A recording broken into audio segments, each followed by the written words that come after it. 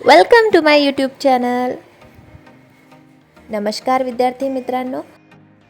आजच्या या व्हिडिओमध्ये राज्यशास्त्र या विषयाचे प्रस्तावना कौशल्याचे सूक्ष्म अध्यापन पाठयोजना कशी काढायची ते आपण बघणार आहोत. सुरुवातीला छात्र अध्यापकाचे नाव लिहून घ्यायचे, म्हणजे स्वतःचे नाव लिहून घ्यायचे. त्यानंतर शाळेचे नाव, कौशल्य घेतलेलं आहे आपण प्रस्तावना कौशल्य, वर्ग 10वी, विषय घेतलेला आहे राज्यशास्त्र.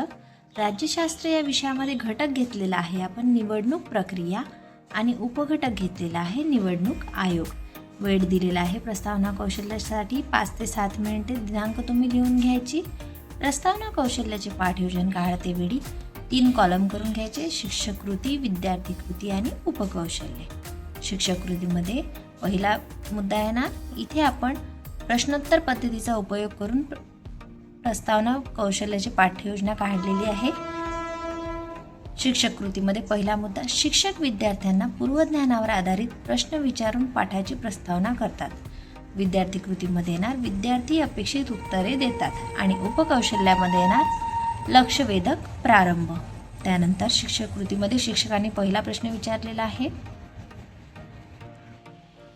मुलांनो, आपल्या देशाचे नाव काय आहे?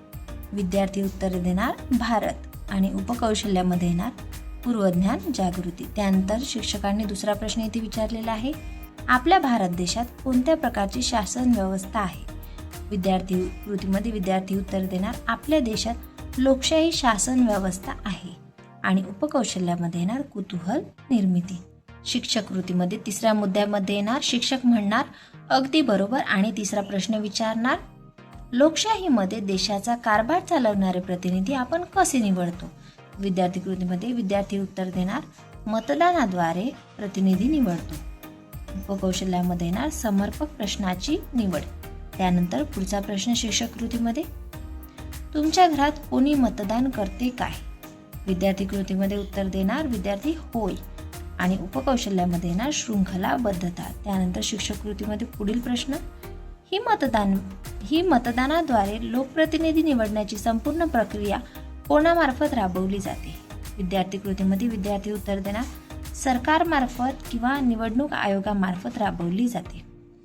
त्यानंतर उपकौशल्यामध्ये येणार प्रस्तावनेची पाठ्यांशाची सांगड. त्यानंतर शिक्षक कृतीमध्ये पुढील मुद्दा येणार शिक्षक विद्यार्थ्यांना सांगणार लोकशाही जिवंत ठेवण्यासाठी निवडणूक हा अत्यंत महत्त्वाचा घटक आहे. विद्यार्थी कृतीमध्ये येणार विद्यार्थी लक्षपूर्वक ऐकतात आणि उपकौशल्यामध्ये येणार पाठ्यांशाचे महत्त्व कळतात.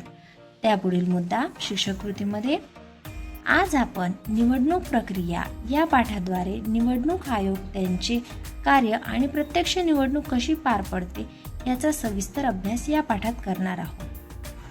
विद्यार्थी कृतीमध्ये येणार विद्यार्थी लक्षपूर्वक ऐकतात आणि उपकौशल्यामध्ये येणार हेतुकथन आणि शीर्षक लेखन.